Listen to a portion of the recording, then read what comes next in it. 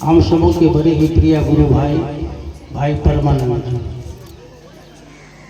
आज उनका 12वीं है और इस 12वीं के अवसर पर आपके की जो उपस्थिति यहाँ है, जो गुरु भाई और गुरु बहन पहुँचे हुए हैं, आपकी उपस्थिति इस बात का प्रमाण दे रही है कि भाई परमानंद जी ने सचमुच में दूर दूर तक लोगों को शिष्य बनाने का प्रयास किया है।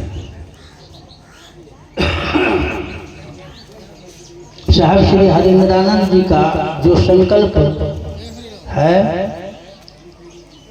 आपको देख करके बिल्कुल ऐसा लग रहा है कि साहब श्री हरिंद्रानंद जी और दीदी नीलम आनंद जी के संकल्प को भाई परमानंद जी ने बहुत हद तक आप में और क्षेत्र के लोगों में डालने का, उतारने का प्रयास किया।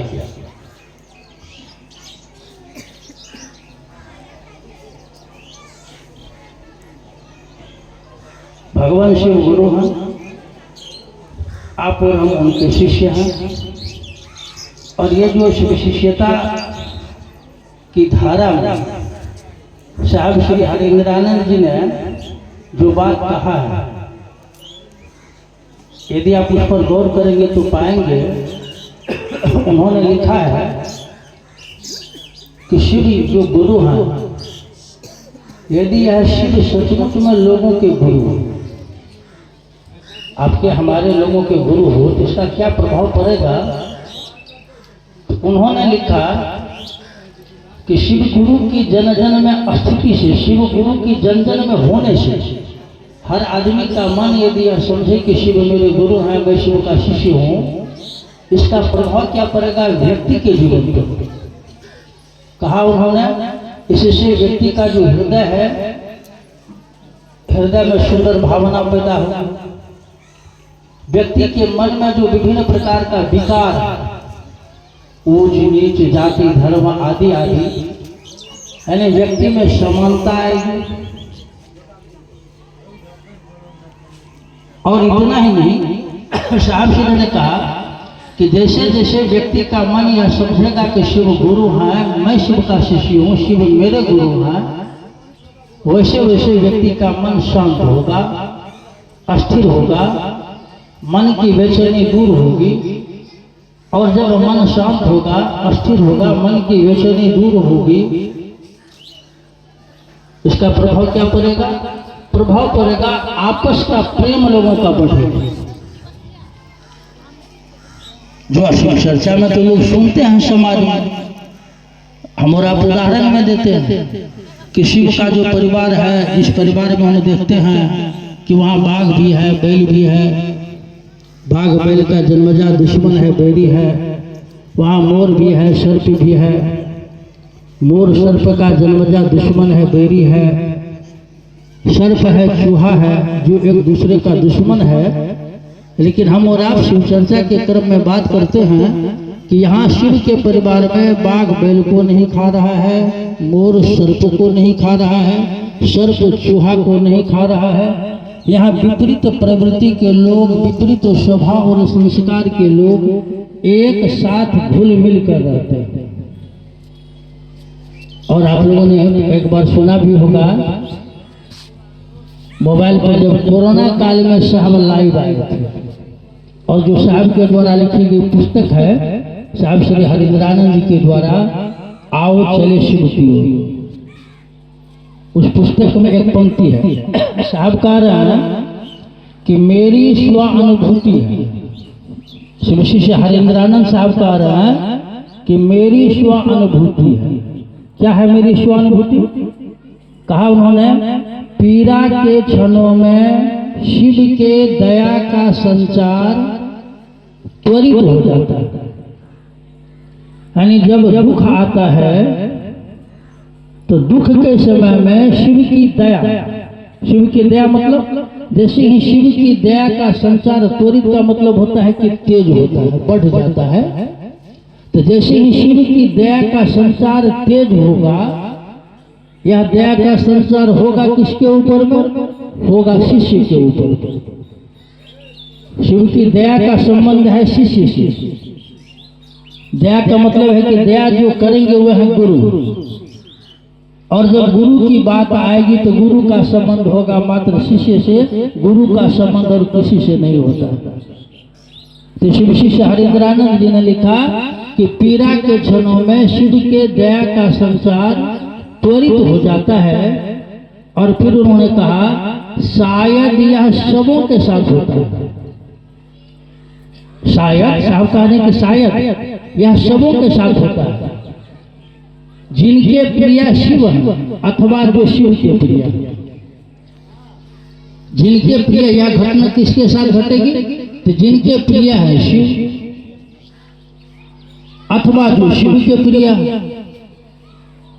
तो यहाँ पर हम और आप थोड़ा विचार करेंगे। अभी हमारे आपके सामने में एक पीड़ा तो आई, जिस पीड़ा से व्यथित होकर आज हम सारे गुरु भाई और गुरु बहनी यहाँ बैठे हुए हैं।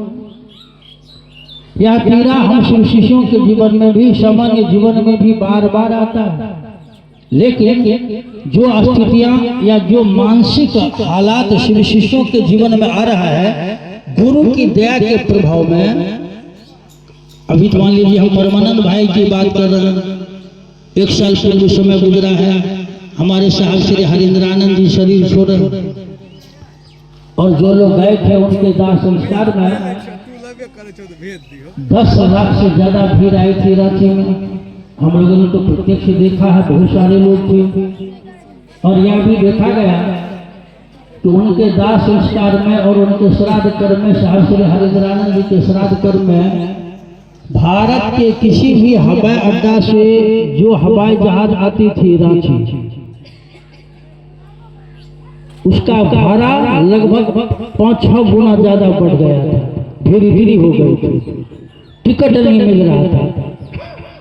भारत के किसी भी रेलवे स्टेशन से जो ट्रेन सीधे आती थी रांची, एक भी ऐसा स्टेशन नहीं था भारतवर्ष में जहां पर कि टिकट मिलता, टिकट भी नहीं मिल रहा था। भारतवर्ष से जितनी ट्रेन आ रही थी सीधे रांची, जहां से भी आ रही थी, प्लेटफॉर्म पर टिकट नहीं मिल रहा था। वह भी पीड़ा थी हमारे जीवन में, वह बहुत बड़ी पीड़ा थी। उसी पीड़ा का एक अंश है आज हम परमानंद भाई के सामने हम लोग बैठे हुए हैं। और परमानंद भाई के प्रति हम लोगों के मन में जो स्नेह है, जो प्रेम है, जो स्नेह है, जो प्रेम है। जब परमानंद भाई शरीर में थे, कभी हम लोग इतने लोग इनके घर पर आए थे, हाँ सवेलिए रहे, हम नहीं जान रहे ये गुरु बहन कहाँ की है। ये अभी जो पंडाल में गुरु बहन बैठी हुई है, आप लोग इसी कोसी क्षेत्र के है कि बिरोल साइड के भी है। इसमें कोई बिरोल के गुरु बहन है भी, सिसोनी वगैरह की नहीं ना है। आप लोगों का घर इसी एरिया में है, बिरोल के गुरु बहन उधर है नहीं। आप लोगों का घर, इन लोगों का सब लोकल यानी स्थानीय लोग। स्थानीय लोग भी इतनी बड़ी संख्या में कभी परमानंद भाई के घर पर उनके शरीर में रहते हुए आए थे। इनकी पत्नी का भी देहांत हुआ था कितना दिन पहले, लगभग 1 साल करीब हुआ। उसमें इतनी भीड़ आई थी नहीं आई थी, उनकी पत्नी थी। लेकिन आज जो हम और आप आए हैं, कहीं ना कहीं हमारा आपका संबंध महादेव गुरु से पहले बना, शिव से बना, और शिव से इस संबंध को मजबूत करने में कहीं ना कहीं परमानंद भाई का बहुत बड़ा आपके जीवन में उनका योगदान रहा। उन्होंने आपको मदद किया। जब आपको ये खबर मिली कि परमानंद भैया शरीर छोड़ दिए, पीड़ा हुई कि नहीं हुई? आंख से आंसू गिरा कि नहीं गिरा? रुलाई आई कि नहीं आई? एम के हैं जिनका आंख से आंसू नहीं गिरा, सबका सब यानी पीड़ा हुई ना। यह जो पीड़ा हुई है, इस पीड़ा के क्षण में शिव की दया का संचार हुआ कि नहीं हुआ, आपने महसूस